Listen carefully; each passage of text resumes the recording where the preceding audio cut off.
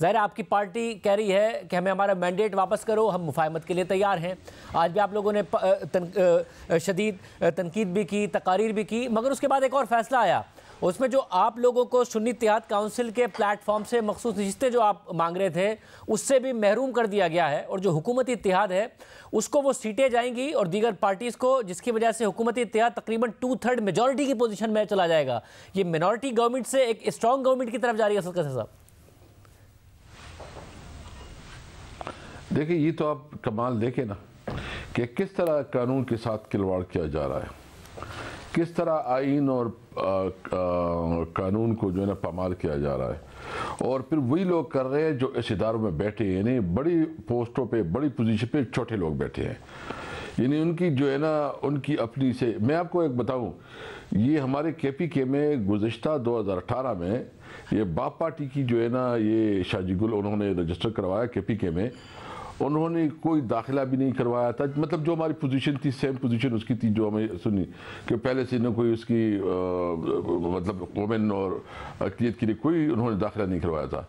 उन्होंने उसको वहाँ इस इलेक्शन कमीशन ने वहाँ उनको जो है सीट भी दी और पोजीशन भी दी, और मतलब उधर कोई प्रॉब्लम नहीं है। लेकिन यहाँ एक मुल्क है, 2 दस्तूर है, ये कैसे चलेगा ये मुल्क?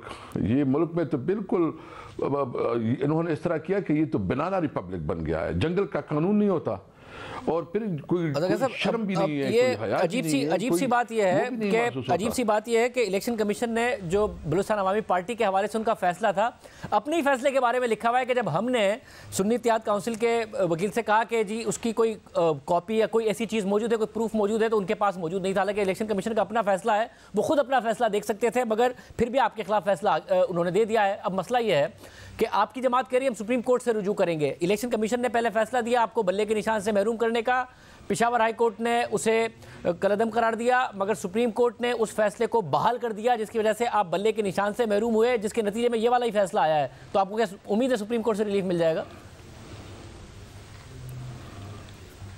देखिए, हम तो दरवाजे खटखटाएंगे, हमारे पास और क्या ऑप्शन है? हमने तो, हमारे साथ जो जुल्म और जबर और जो निज़ाम जो है ना, मतलब उसकी असल शक्ल सामने आ गई। अभी लोगों को पता चला है कि अदालतों की क्या पोजीशन है, मतलब कितने बाइस थे लोग, कितने जो है ना दीगर इदारों का कितना रोल है, और सब चीज़ें नंगी हो गई है। हम तो बिल्कुल क्लियर है, और हमारी कैटेगरिकली हमने डिसाइड किया है कि हम आइन की बालादस्ती और कानून की हुक्मरानी के लिए अपनी जंग लड़ेंगे इंशाल्लाह। और सिर्फ ये असम्बली में नहीं लड़ेंगे, अभी अवाम में भी हम ये जंग लड़ेंगे। हम एक पूरा इसके लिए मैकेनिज्म बना रहे हैं, प्लान बना रहे हैं। हम दीगर वो पार्टियां जो इस तरीके के हवाले से उनके कंसर्न उसको साथ मिला रहे हैं, और हम लायर को भी रिक्वेस्ट कर रहे हैं। देखो, अगर ये मुल्क इस तरह चलेगा, ये तो जमहूरियत के नाम पे बहुत बड़ा दब्बा है, ये मुल्क इस तरह सर्वाइव नहीं कर सकता। साहब, जब आप कहते हैं कि लोगों को पता चल गया है कि इस मुल्क में अदालतें कैसे चलती हैं, इस मुल्क में इदारे कैसे चलते हैं, और सब इस मुल्क में जो इदारे हैं, जो इस्टेब्लिशमेंट है, वो इसी तरीके से मुदाखलत करती आई रही है, अदालतें इस तरीके से फैसले देती रही हैं, कभी JITयाँ बनाती रही हैं, कभी मुल्क के मुंतखब वज़ीर आज़म को बेटे से सैलरी ना लेने पर निकालती रही हैं, कभी उसे 8 महीने के लिए बेटी समेत जेल में डालती रही हैं, कभी दीगर रहनुमाओं को बार बार रिमांड देती रही हैं, साफ़ियों के साथ यही करती रही हैं।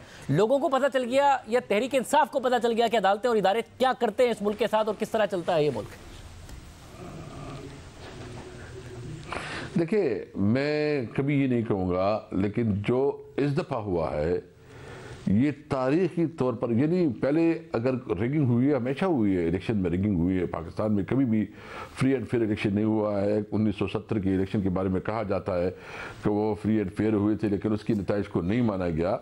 मैं सिर्फ ये कहता हूँ कि इस इलेक्शन में कोई शर्म और हया भी नहीं रखी गई। यानी इस्लामाबाद की जो सीटें हैं, इस्लामाबाद में उन्होंने जो कैंडिडेट है उसको एडवांस में 20-20 हज़ार वोट थी, और ये मैं नहीं कर रहा, ये वो MNS खुद कह रहे हैं जो हमारी पार्टी से रहे और उधर जा चुके हैं कि 20 हज़ार वोट जो है ना पहले उनको वो दी गई थी, लेकिन जब ये मार्जिन बहुत बढ़ गया, 50 हज़ार और 60 हज़ार 70 हज़ार से बन गया, तो उन्होंने फिर जो है ना RO के दफ्तर में झगड़ा करवाया, पुलिस आई, जो है लाठीचार्ज वगैरह करवाई, हमारे लोगों को मारा पीटा, और वहाँ जो है ना जो तरीक़ाकार करना था वो कर दिया।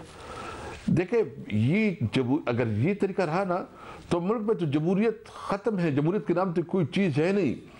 आज जो बिलावल भुट्टो साहब कह रहे थे और जो उनकी बातें हो रही थी, तो मुझे तो समझ नहीं आ रही। यानी कराची में, आप कराची से हैं, 15 की 15 सीटें पीटीआई जीती है। ये जो कमिश्नर पेंडी ने जो कहा है कि ये जो पिंडी डिवीजन की जितनी सीटें ये सारी पीटीआई जीती है, इस तरह जो है ना यास्मीन राशिद जीती है नवाज शरीफ से।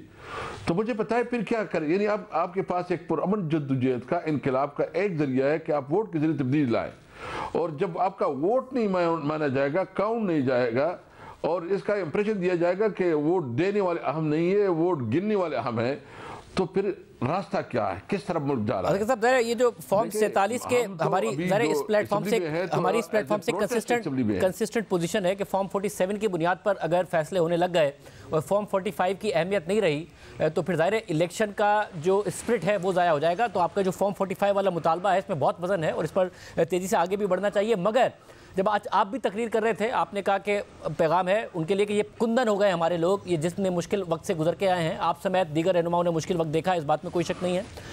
मगर जब आप लोग ये कहते हैं कि जी जिन्होंने कांटा लगा दिया था इमरान खान साहब के नाम पर उन्हें भी पता चल गया, आपकी स्पीच दरमियान में कट जाना, उमर अयूब साहब की स्पीच दरमियान में कट जाना, फिर वापस आ जाना, अचकज़ई साहब के साथ कुछ होना जब आपने उनका प्रेसिडेंट के लिए नाम लिया, ये तो आपको वाज़ेह ना शहबाज शरीफ साहब ने अभी ओथ नहीं लिया था, उससे पहले ये सारे के सारे मामलात हो रहे थे। तो आपके जो मसाइल हैं वो इस हुकूमत के साथ हैं या इदारों के साथ हैं, और वो हल कैसे होंगे? क्या आपने सोचा है कि कैसे हल करना है उन्हें? देखिए, सबसे पहले जो है ना, हमने अपने इस सिस्टम को चेंज करना है, और इस सिस्टम में तो हम तो हुकूमत की बात करेंगे, हम तो किसी इंस्टीट्यूशन की बात नहीं करेंगे।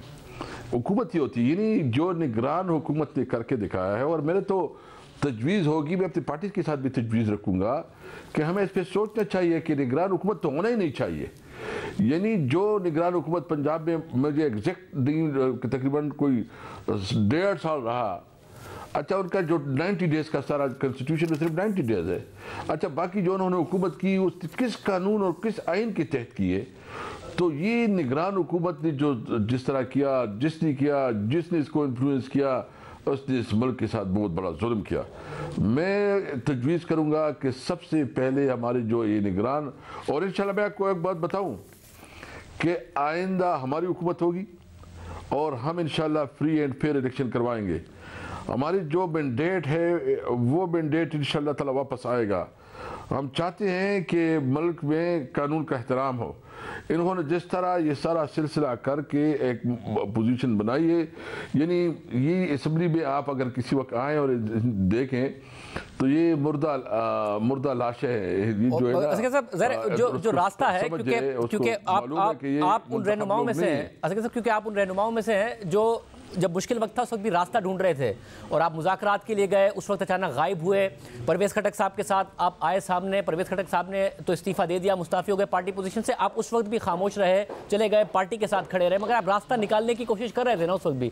तो इस वक्त क्या है कि एक कन्फ्रंटेशन की तरफ मामला जाता है तो जाए, आपको लग रहा है एस्टैब्लिशमेंट बैक फुट पर है, आपकी पार्टी इस वक्त फ्रंट फुट पर आकर खेल सकती है, चाहे अली अमीन गंडोपुर साहब को CM नॉमिनेट करना हो, अचकज़ई साहब को सदारत को उम्मीदवार नामजद करना हो, तकारीर हो, आप कह रहे हैं कि इस वक्त कन्फ्रंटेशन के साथ जीत सकते हैं आप, आपको ये नजर आ रहा है?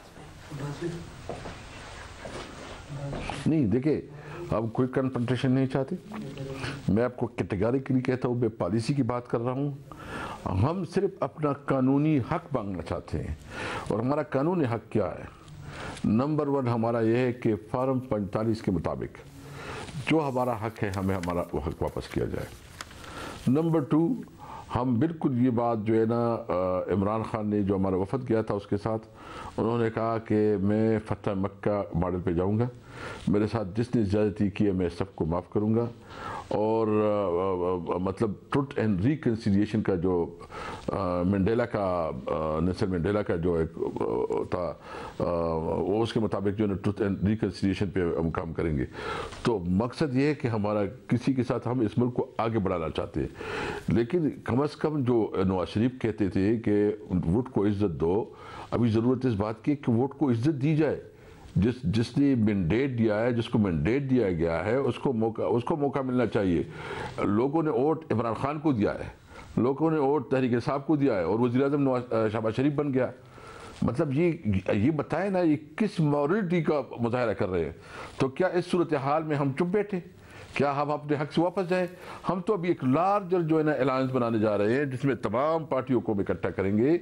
जो पार्टियां जो ना इसके ऊपर जो है ना कंसर्न है, जिस इलेक्शन के ऊपर, जिसकी आपके जो सिंध में है, जो बलूचिस्तान में है, जो खैबर पख्तूनख्वा में है, जो पंजाब में है, पूरे मुल्क की जो है ना उसको हम लायर से भी रिक्वेस्ट करेंगे, इनको हम इकट्ठा करेंगे और हम 1 पॉइंट एजेंडा पे, जो supremacy of constitution, rule of law, और जो हम चाहते हैं कि पार्लियामेंट जो है ना तमाम ताकत का सरचश्मा हो। मगर ये कैसे होगा, क्योंकि मौलाना को आप इस बात पर नहीं कन्विंस कर पाए कि वो आपके वज़ारत उज़्मा के उम्मीदवार को वोट दे दें या बाद में सदारत के उम्मीदवार को वोट दे दें। वो अपने फैसले पर कायम है कि हम इस प्रोसेस का हिस्सा ही नहीं बनेंगे। नून लीग कॉन्फिडेंट है कि आप उन्हें अपने साथ सड़कों पर नहीं निकाल सकेंगे। नवाज शरीफ साहब उनसे मिले भी, तो कैसे होगा? आपको लग रहा है कि आप एक इतनी पावर सड़कों पर दिखा पाएंगे कि जिससे हुकूमत या फिर इदारे मजबूर हो जाए? देखिए, सबसे पहले तो बात यह है कि मौलाना साहब के साथ हमारी 1-2 मीटिंग्स हुई हैं, बहुत अच्छी मीटिंग्स रही हैं, लेकिन आपको पता है कि हमारे काफ़ी मतलब फासले बहुत बड़े हैं। हम स्लोली इंगेजली जाएंगे, लेकिन वो देखेंगे क्या होता है। हम बाकी भी जो है ना उनके लिए एहतराम का रिश्ता वो रखते हैं, लेकिन हम बाकी जमात इस्लामी उनके साथ बात करेंगे। हम कोशिश करते हैं कि 1 पॉइंट एजेंडा पे, बाकी हर एक का अपना मंशूर है, अपनी पार्टी है, वो अपनी पार्टी चलाए, लेकिन 1 पॉइंट एजेंडा पे कि मुल्क में फ्री एंड फेयर इलेक्शन हो, लेवल प्लेइंग फील्ड हो, और कानून के अंदर जो जिसकी हुकूक है उसके मुताबिक उसको उसकी हुकूक मिले। तो इस पे जो है ना हम सबको इकट्ठा कर रहे हैं, और इंशाअल्लाह ताला ये जो नाउमीदी है, ये जो खौफ की अलामत है, इसको ख़त्म करेंगे। एक बात बिल्कुल क्लियर है, हमने किसी से इंतकाम नहीं लेना। जो कानून के मुताबिक होगा, जो आइन के मुताबिक होगा, वो जो ना अपना रास्ता लेगी, किसी के साथ ज़ाती दुश्मनी नहीं होगी। साहब, और अली बिन गंडापुर साहब ने मुतालबा किया अपनी पहली स्पीच में कि जी जुडिशल कमीशन बनना चाहिए 9 मई के वाक़े पर, जो तहकीकात कर ले, जिसकी सज़ा बनती है उसे सज़ा दे दी जाए, वरना मुकदमात ख़त्म किए जाएँ। बिलावल भुट्टो ज़रदारी साहब ने आज इस मुतालबे को इंडोर्स किया और कहा कि ठीक है, और जो शहबाज शरीफ साहब हैं बतौर वज़ीर आज़म, वो चीफ जस्टिस को लिखें। मगर बिलावल भुट्टो ज़रदारी साहब ने कहा कि फिर आप उसका नतीजा मानेंगे, इस बात के लिए तैयार हैं आप? बिल्कुल, हमने पहले भी मुतालिबा किया है और अब भी हम मुतालिबा कर रहे हैं कि 9 मई के ऊपर जुडिशल कमीशन बनना चाहिए, और इसके मुताबिक जो रिस्पॉन्सिबल है उसके ख़िलाफ़ जो है ना एक्शन लेना चाहिए। हम इस पर हमारी पार्टी का बिल्कुल क्लियर पोजीशन है।